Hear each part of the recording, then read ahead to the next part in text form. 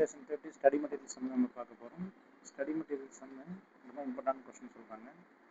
March 2011 வந்து 60% group interest உள்ள subsidy company வச்சக்கூடிய 50,000 ஷேர்ஸ். இந்த group had 60% interest in subsidiary with share capital 50,000 shares.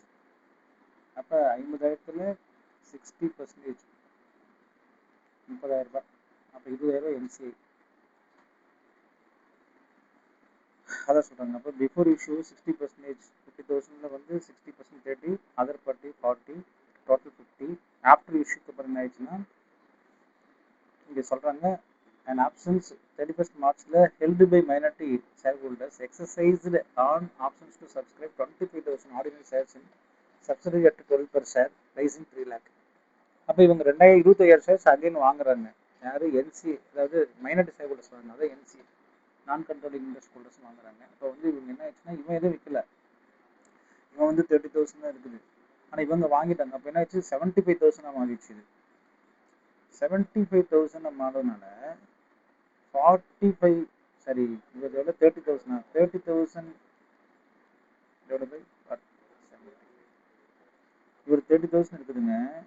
இப்போ 75,000 ஆயிடுச்சு. இப்போ ஃபர்ஸ்ட் 60-40 இருந்தது, இப்போ என்ன ஆச்சு? 40-60 மாறிடுச்சு.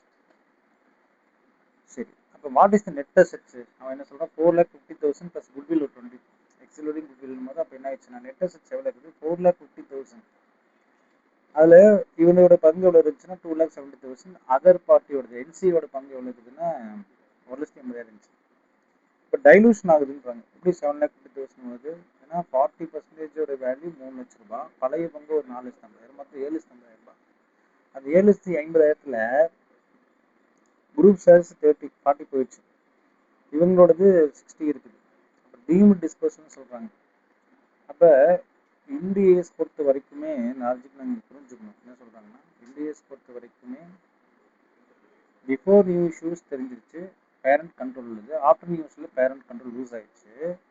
அப்போ கன்சல்டேட்டிவ் பேலன்ஸ் ஷீட் எப்படி இருந்திருக்கும்? பிஃபோர் இஷ்யூக்கு மேலே ஃபஸ்ட்டு 4,50,000 ரூபாய், குட்வில் 20,000, மொத்தம் 4,20,000 இருந்திருக்கும் கன்சல்ட் பேலன்ஸ் ஷீட். பேரண்ட் வந்து 60% 2,70,000, என்சிஐ ஒரு 1,50,000, 4,50,000, குட்வில் ஒரு டிஃப்ரெண்ட் இருக்கும்.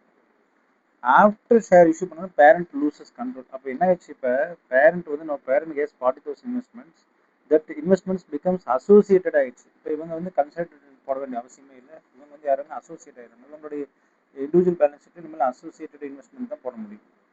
அப்போ இது வந்து 3,60,000. அப்போ இதுதான் அவங்க வச்சுக்க முடியும்பாங்க. அப்போ இன்வெஸ்ட்மெண்ட் அசோசியேட் 3,60,000. இப்போ சப்சிடியோட அசெட்டில் ரிமூவ் பண்ணணும். ஏன்னா பேலன்ஸ் ஷீட் இவங்க பேலன்ஸ் ஷீட்டில் இருந்து என்ன செய்யணும்? இப்போ கன்சல்ட் பேலன்ஸ் ஷீட்டில் ஆல்ரெடி நீங்கள் போட்டிருந்தீங்களே, இந்த கன்சல்ட் பேலன்ஸ் ஷீட்டில் நீங்கள் என்னென்ன போட்டிருந்தீங்க?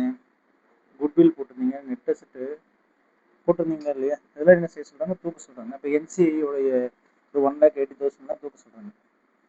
அப்போ தூக்குனா என்ன ஆகுனா என்சிஐ கிரெடிட்டில் இருக்கக்கூடியது தூக்குனா டெபிட் ஆகணும். அப்போ என்சிஏ டெபிட் 1,80,000. அப்போ இவங்களுடைய இன்வெஸ்ட்மெண்ட் ரீட்டைன் பண்ணுறது 3,60,000. என்சிஏ கிரெடிட்டில் இருக்க டெபிட்டில் போச்சுன்னா அது கேன்சல் ஆகுதுன்னு அர்த்தம். 1,80,000 டு ஐஎன்ஏ டெபிட்டில் இருக்கிற கிரெடிட்டில் வந்து கேன்சல் ஆகுதுன்னு அர்த்தம். 4,50,000 குட்வில் டெபிட்டில் இருக்கிற கிரெடிட்டில் வந்துச்சு, அப்போ கேன்சல் ஆகுதுன்னு அர்த்தம். To gain on disposal of asset 70,000. அப்போ இதெல்லாம் காட் ரிமூவ்டு. 3 விஷயத்தை டிவைட் பண்ணுறோம். 1 2 3. 2 டெபிட்டு, ஒரு கிரெடிட். ஒரு கிரெடிட் டெபிட்டில், ஒரு டெபிட் வந்து கிரெடிட்டில் மாறும். அதுதான் லாஜிக். அப்படி பார்க்கும்பொழுது 3,350 டிஃப்ரெண்ட் வந்து 70. அப்போ final entry NCI account theta to investment in associate account theta to net assets goodwill profit and disposal. So அப்போ வந்து நல்ல லாஜிக் நீங்கள் புரிஞ்சுக்கணும். என்ன லாஜிக்ன்றது நான் சொல்லித்தரேன். இப்போ இந்தியஸ் 110 பொறுத்த வரைக்கும் parent loses control. Parent loses control என்னத்தெல்லாம் டீரெக்கக்னைஸ் பண்ணணும்னு கேட்குறாங்க. டீரெக்கக்னைஸ் ஐஎன்ஏ, குட்வில், என்சிஐ, அப்புறம் ஃபேர் வேல்யூவில் இன்வெஸ்ட்மெண்ட்டு என்ன செய்யுங்க? ரீட்டர்ன் பண்ணுறது என்ன செய்யுங்க? போடுங்க. 3த்துமே நான் போடுறேன் இன்வெஸ்ட்மெண்ட் அசோசியேட்ஸ். ஸோ இதான் சம் ரொம்ப ரொம்ப இம்பார்ட்டன்ட் சம். குறித்து வச்சுங்க. எக்ஸாம் பாயிண்ட் ஆஃப் வியூ ரொம்ப யூஸ்ஃபுல்லாக இருக்கும். நன்றி, வணக்கம்.